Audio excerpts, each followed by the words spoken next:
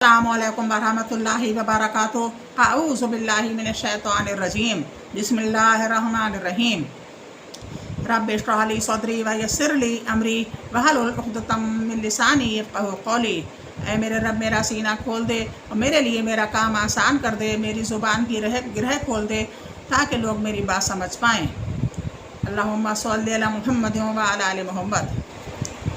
حدیث کا تیسرا باب ہے علم کے بارے میں، بہت شارٹ میں ہے، آپ کا کوئی زیادہ ٹائم ویسٹ نہیں ہوگا۔ اگر آپ کہیں جا بھی رہے ہیں تب بھی راستے میں سن سکتے ہیں، یا آپ کوئی کام کر رہے ہیں تب بھی سن سکتے ہیں، بہت ہی شارٹ میں ہے۔ علم کے بارے میں، بسم اللہ الرحمن الرحیم۔ حضرت ابو ہریرہ رضی اللہ عنہ کہتے ہیں کہ ایک بار رسول اللہ صلی اللہ علیہ وآلہ وسلم مجلس میں لوگوں کے سامنے حدیث بیان کر رہے تھے کہ ایک دیہاتی آپ کی خدمت میں حاضر ہو کر عرض کرنے لگا، قیامت کب ہوگی؟ مگر آپ برابر حدیث بیان کرتے رہے۔ کچھ لوگوں نے خیال کیا کہ حضور صلی اللہ علیہ وسلم نے سنا ہی نہیں یا آپ کو ناگوار گزرا ہے، اس لیے جواب نہیں دیا۔ کچھ کا خیال تھا کہ حضور نے سنا ہی نہیں۔ خیر، جب آپ بات ختم کر چکے تو فرمایا کہ قیامت کے بارے میں پوچھنے والا کہاں ہے؟ دیہاتی نے عرض کیا، میں حاضر ہوں۔ آپ نے فرمایا، جب امانت ختم ہونے لگے تو قیامت کا انتظار کرو۔ دیہاتی نے عرض کیا، امانت کا ختم ہونا کیسا؟ فرمایا، جب دین کا کام ایسے لوگوں کے سپرد ہو جو اس کے اہل نہ ہو تو قیامت کا انتظار کرو۔ نمبر 2، حضرت عبداللہ بن عمر رضی اللہ عنہ کہتے ہیں، ایک سفر میں اللہ کے رسول صلی اللہ علیہ وآلہ وسلم ہم سے پیچھے رہ گئے۔ تھوڑی دیر بعد آپ ہم لوگوں تک پہنچ گئے۔ نماز کا وقت چونکہ قریب آ گیا تھا، اس لیے ہم لوگ وضو کر رہے تھے۔ جلدی کی وجہ سے ہم پاؤں کو چپڑنے لگے۔ آپ نے بلند آواز سے 2 بار ارشاد فرمایا، ایڑیاں اگر خشک رہ جائیں تو دوزخ میں جلائی جائیں گی۔ نمبر 3، حضرت ابن عباس رضی اللہ عنہ کہتے ہیں کہ حضور صلی اللہ علیہ وآلہ وسلم نے بحرین کے سردار کے نام ایک شخص کے ہاتھ خط بھیجا۔ بحرین کے حاکم نے وہ خط کسریٰ کو بھیج دیا۔ جب کسریٰ نے اس کو پڑھا تو غصے میں آ کر ٹکڑے ٹکڑے کر دیا۔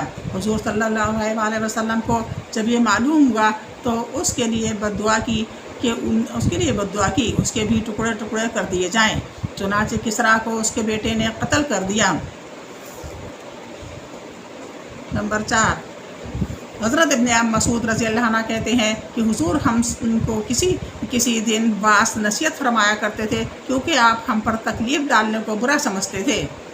نمبر 6، حضرت انس رضی اللہ عنہ کہتے ہیں کہ حضور صلی اللہ علیہ وآلہ وسلم نے فرمایا، آسانی پیدا کرو، دشواری پیدا نہ کرو، خوشخبریاں دو اور نفرت نہ پھیلاؤ۔ نمبر 7، حضرت معاویہ رضی اللہ عنہ کہتے ہیں کہ میں نے حضور کو فرماتے ہوئے سنا کہ اللہ تعالیٰ جس شخص کی بہتری چاہتا ہے اس کو دین کی سمجھ عطا فرما دیتا ہے۔ میں صرف تقسیم کرنے والا ہوں، باقی خدا دیتا ہے۔ محمد صلی اللہ علیہ وآلہ وسلم کی امت ہمیشہ اللہ تعالیٰ کے حکم پر قائم رہے گی۔ ان کی مخالفت کرنے والے لوگ ان کو نقصان نہ پہنچا سکیں گے یہاں تک کہ خدا کا حکم یعنی قیامت کا دن آ جائے گا۔ نمبر 8، حضرت عبداللہ بن مسعود رضی اللہ عنہ کہتے ہیں کہ حضور صلی اللہ علیہ وسلم نے فرمایا کہ اگر حسد جائز ہوتا تو 2 شخصوں پر ہوتا۔ ایک وہ شخص جس کو اللہ تعالیٰ نے مال دیا اور اللہ تعالیٰ نے اس کے مال کو حق کی راہ میں خرچ کرنے پر مسلط کر دیا ہو۔ دوسرا وہ شخص جس کو اللہ تعالیٰ نے حکمت عطا کی ہو اور وہ اس کے مطابق فیصلہ کرتا ہو اور تعلیم دیتا ہو۔ نمبر 9، حضرت ابن عباس رضی اللہ عنہ کہتے ہیں کہ حضور صلی اللہ علیہ وآلہ وسلم نے مجھے سینے سے لپٹا کر ارشاد فرمایا، الہی اس کو قرآن کا علم عطا فرما۔ 10، حضرت ابو موسیٰ رضی اللہ عنہ کہتے ہیں حضور نے فرمایا کہ جس علم و ہدایت کے ساتھ میں بھیجا گیا ہوں اس کی مثال زیادہ بارش ہونے کی طرح ہے جو زمین پر پڑتی ہے۔ جو زمین صاف عمدہ ہوتی ہے وہ پانی کو قبول کر لیتی ہے اور سوکھی و نم گھاس اگاتی ہے۔ جو زمین سخت ہوتی ہے وہ پانی کو روک لیتی ہے اور خدا اس سے لوگوں کو فائدہ پہنچاتا ہے۔ وہ پیتے ہیں، درختوں وغیرہ کو سینچتے ہیں، کھیتی کرتے ہیں۔ اور جو زمین بنجر اور چٹیل ہوتی ہے وہ نہ پانی کو روکتی ہے نہ گھاس اگاتی ہے۔ یہ مثال اس شخص کی ہے جو دین کا فقیر ہے۔ جو کچھ میں لے کر آیا ہوں اس سے خدا اس کو نفع پہنچاتا ہے اور خدا خود بھی سیکھتا ہے اور دوسروں کو بھی سکھاتا ہے۔ باقی جس نے اس کو حاصل کرنے کے لیے سر نہ اٹھایا وہ خدا کی اس ہدایت کو قبول نہیں کرتا جس کو میں لے کر بھیجا گیا ہوں۔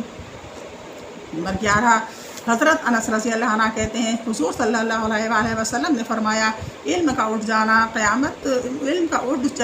جہالت کا قائم ہو جانا، شراب کا پیا جانا، زنا کا کھلم کھلا ہونا قیامت کی نشانیوں میں سے ہے۔ 12، حضرت انس رضی اللہ عنہ کہتے ہیں کہ میں تم کو ایک حدیث سناتا ہوں، میرے بعد تم کو وہ کوئی نہیں سنائے گا۔ میں نے حضور کو فرماتے ہوئے سنا ہے کہ قیامت کی نشانیوں میں سے ہے علم کی کمی، جہالت اور زنا کا ظاہر ہونا، عورتوں کا زیادہ ہونا اور مردوں کی کمی، یہاں تک کہ ایک مرد 50 عورتوں کا سرپرست ہوگا۔ 13، حضرت ابن عمر رضی اللہ عنہ کہتے ہیں کہ میں نے حضور کو فرماتے ہوئے سنا کہ ایک دن میں سو رہا تھا، میرے پاس دودھ کا پیالہ لایا گیا، میں نے اتنا پیا کہ مجھے اس کی تری اپنے ناخنوں سے نکلتی ہوئی اب تک معلوم ہو رہی ہے۔ پھر بچا ہوا دودھ عمر رضی اللہ عنہ کو دے دیا۔ لوگوں نے عرض کیا کہ حضور صلی اللہ علیہ وآلہ وسلم نے اس کی کیا تدبیر دی؟ فرمایا علم۔ 14، حضرت ابو ہریرہ رضی اللہ عنہ کہتے ہیں کہ حضور نے فرمایا کہ اس کی علم قبض کر لیا جائے گا، جہالت کھلم کھلا ہو جائے گی اور فتنے زیادہ ہو جائیں گے۔ عرض کیا گیا اے اللہ کے رسول، فتنے کیسے؟ حضور نے اپنے مبارک ہاتھ سے اشارہ کر کے بتایا جس کا مطلب قتال، لڑائی تھا۔ 15، حضرت ابو مسعود انصاری رضی اللہ عنہ کہتے ہیں، حضرت ابو مسعود انصاری رضی اللہ عنہ کہتے ہیں کہ ایک بار ایک شخص نے حاضر ہو کر عرض کیا، اے اللہ کے رسول صلی اللہ علیہ وآلہ وسلم، چونکہ فلاں امام نماز کو لمبی کر دیتا ہے اس لیے میں جماعت سے نماز میں نہیں شریک ہوتا کیونکہ میں کمزور ہوں۔ روایت کرنے والے کا بیان ہے کہ میں نے واس کے اندر اس دن سے زیادہ کبھی آپ کو غصے میں نہیں دیکھا۔ آپ نے فرمایا، تم یقیناً نفرت پیدا کرتے ہو۔ جو شخص لوگوں کو نماز پڑھائے اس کو چاہیے کہ نماز ہلکی کرے کیونکہ اس میں بیمار، بوڑھے اور ضرورت مند سبھی ہوتے ہیں۔ 16، حضرت انس رضی اللہ عنہ کہتے ہیں کہ جب حضور صلی اللہ علیہ وآلہ وسلم کوئی بات کہتے تھے تو 3 بار دہراتے تھے تاکہ سمجھ لی جائے۔ کہیں مجمع میں جاتے تھے تو 3 بار سلام کرتے تھے۔ 17، حضرت ابن عباس رضی اللہ عنہ کہتے ہیں کہ ایک بار حضور صلی اللہ علیہ وآلہ وسلم عید کے دن صفوں کے بیچ میں نکلے اور آپ نے خیال کیا کہ عورتیں آپ کا باز نہیں سن سکیں، اس لیے آپ نے ان کو نصیحت کی اور صدقہ دینے کا حکم دیا۔ حکم کے مطابق کوئی عورت تو کان کی بالی ڈالنے لگی اور کوئی انگوٹھی، اور حضرت بلال رضی اللہ عنہ دامن میں لیتے جاتے تھے۔ 18، حضرت ابو ہریرہ رضی اللہ عنہ کہتے ہیں کہ میں نے عرض کیا، اے اللہ کے رسول صلی اللہ علیہ وآلہ وسلم، کون شخص قیامت کے دن اور لوگوں کے مقابلے میں آپ کی شفاعت سے زیادہ کامیاب ہوگا؟ فرمایا ابو ہریرہ، میرا خیال تھا کہ اس بات کو تم سے پہلے کوئی نہ پوچھے گا کیونکہ میں دیکھتا ہوں کہ تمہیں حدیث حاصل کرنے کا بڑا لالچ ہے۔ میری شفاعت میں اور لوگوں کے مقابلے میں وہ شخص زیادہ کامیاب ہوگا جس نے سچے دل سے یا جان سے لا الہ الا اللہ کہا۔ 19، حضرت عبداللہ بن عمرو بن عاص رضی اللہ عنہ کہتے ہیں کہ میں نے اللہ کے رسول کو فرماتے ہوئے سنا کہ خدا علم کو اس طرح تو نہ قبض کرے گا جس طرح بندوں کے دلوں سے نکال دیتا ہے، بلکہ علماء کو اٹھا لے گا، اور جب کوئی عالم باقی نہ رہے گا تو لوگ جاہلوں کو سردار بنا لیں گے اور ان سے مسئلے پوچھیں گے، وہ بنا جانے بوجھے فتوے دیں گے، خود بھی گمراہ ہوں گے اور دوسروں کو بھی گمراہ کریں گے۔ 20، حضرت ابو سعید خدری رضی اللہ عنہ سے روایت ہے، ایک بار عورتوں نے پوچھا، اے اللہ کے رسول صلی اللہ علیہ وآلہ وسلم، مرد تو حضور کی خدمت میں ہمارے مقابلے میں زیادہ آتے ہیں، ہمارے لیے بھی کوئی دن مقرر فرما دیجئے۔ آپ نے ان سے ملاقات کے لیے ایک دن طے فرما دیا اور اس دن آپ نے ان کو نصیحت فرمائی اور احکام بتائے۔ ان ساری باتوں میں سے جو آپ نے تعلیم فرمائی ایک یہ بھی تھی کہ اگر تم میں سے کوئی عورت پہلے سے 3 بچے بھیج دے، یعنی اس کے 3 بچے مر جائیں تو اس کے لیے وہ بچے دوزخ سے آڑ بن جائیں گے۔ ایک عورت نے عرض کیا، اگر 2 ہوں جب بھی یہ حکم ہے، شرط یہ ہے کہ دیندار عورت ہونی چاہیے۔ حضرت ابو ہریرہ رضی اللہ عنہ کی روایت ہے کہ شرط یہ ہے کہ وہ بچے بالغ نہ ہوئے ہوں۔ 21 حضرت ابو ہریرہ رضی اللہ عنہ کہتے ہیں کہ حضور صلی اللہ علیہ وآلہ وسلم نے ایسی بات فرمائی جس کو میرے کانوں نے سنا، میرے دل نے یاد کیا اور میری آنکھوں نے دیکھا۔ مکہ کی فتح کے دن جب حضور نے بولنا شروع کیا تو اللہ تعالیٰ کی حمد و ثنا کے بعد ارشاد فرمایا کہ مکہ کو خدا نے حرمت والا بنایا ہے، لیکن لوگوں نے اسے حرمت والا نہیں سمجھا۔ اس لیے جو شخص خدا اور قیامت پر ایمان رکھتا ہو اس کو چاہیے کہ وہاں نہ خون بہائے، نہ وہاں کے پیڑ کاٹے، اور اگر کوئی شخص اللہ کے رسول صلی اللہ علیہ وآلہ وسلم سے جنگ کرنے سے اس کے جائز ہونے پر دلیل لائے تو اس سے کہہ دو کہ خدا نے اپنے رسول کو اجازت دی تھی، تم کو اجازت نہیں دی، اور میرے لیے بھی ایک دن میں صرف 1 ساعت کے لیے اجازت تھی۔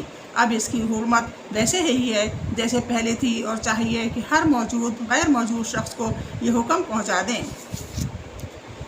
22 حضرت علی رضی اللہ عنہ کہتے ہیں میں نے حضور صلی اللہ علیہ وآلہ وسلم کو فرماتے ہوئے سنا کہ مجھ پر جھوٹ نہ بولو، جو شخص مجھ پر جھوٹ بولے اس کو اپنا ٹھکانہ دوزخ میں کر لینا چاہیے۔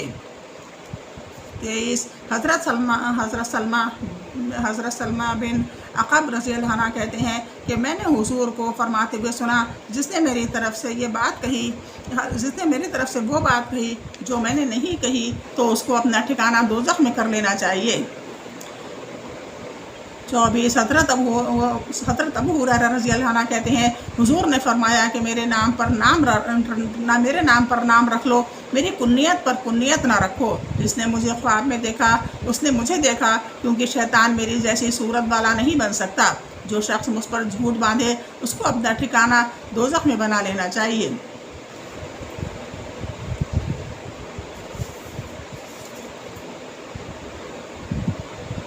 24 حضرت ام سلمہ رضی اللہ عنہ کہتی ہیں ایک رات حضور جاگے اور فرمایا سبحان اللہ، آج رات کتنا عذاب و رحمت کا نزول ہے۔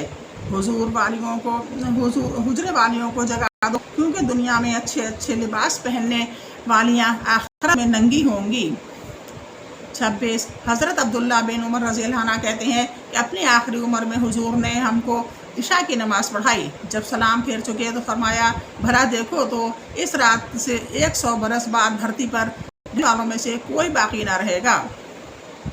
حضرت ابو ہریرہ رضی اللہ عنہ کہتے ہیں کہ میں نے عرض کیا اے اللہ کے رسول صلی اللہ علیہ وآلہ وسلم، میں آپ سے بہت حدیثیں سنتا اور پہنچاتا ہوں۔ فرمایا اپنی چادر پھیلاؤ۔ میں نے پھیلا دی، آپ نے لب بھر کر اس میں رکھا اور فرمایا اس کو بند کر لو۔ میں نے بند کر لیا، اس کے بعد کچھ نہ بھولا۔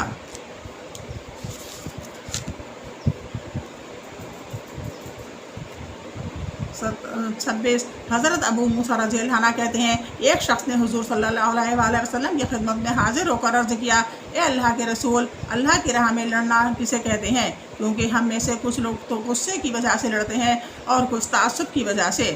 آپ نے فرمایا جو شخص اللہ کا کلمہ بلند کرنے کے لیے لڑے وہ خدا کے لیے لڑ رہی لڑائی ہے۔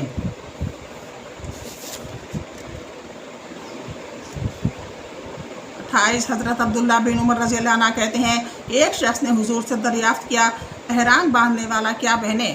آپ نے فرمایا کرتا، امامہ، پاجامہ اور پتلون، کوٹ نہ پہنا جائے، اور جرس یعنی یمنی پیلی گھاس و زعفران میں رنگا ہوا کپڑا بھی نہ پہنے۔ اگر اس کو جوتیاں نہ ملیں تو موزے پہن لے، مگر ان کو کاٹ لے تاکہ ٹخنوں سے نیچے نہ ہو جائیں۔ یہ حدیث میں سے ہی لی گئی ہیں، مگر بہت شارٹ ہے، بخاری حدیث ہے۔ اب میں بخاری حدیث اسی لیے پڑھ رہی ہوں کہ یہ بالکل صحیح حدیثیں ہوتی ہیں۔ اس میں کوئی موضوع اسے کہتے ہیں جو اب پتہ نہیں موضوع سے کہتے ہیں جو نکال دی جاتی ہیں، یا ضعیف بہت پرانی ہوتی ہیں جس میں کوئی ایسا مطلب بیان کرنے والا ہوتا ہے جو کہ وہ قابل اعتبار نہیں ہوتا ہے، اس لیے اس کو ضعیف کہتے ہیں۔ اس میں یہ ضعیف اور موضوع حدیثیں نہیں ہیں، یہ سب صحیح حدیثیں ہیں۔ انشاءاللہ آپ دیکھیں گی، آپ اس کو چیک کر کے دیکھ لیجئے، کیونکہ مجھے بھی جو کتاب میں سے ہی پڑھ رہی ہوں، ہو سکتا ہے یہ آپ چیک کریں گے تو زیادہ بہتر رہے گا۔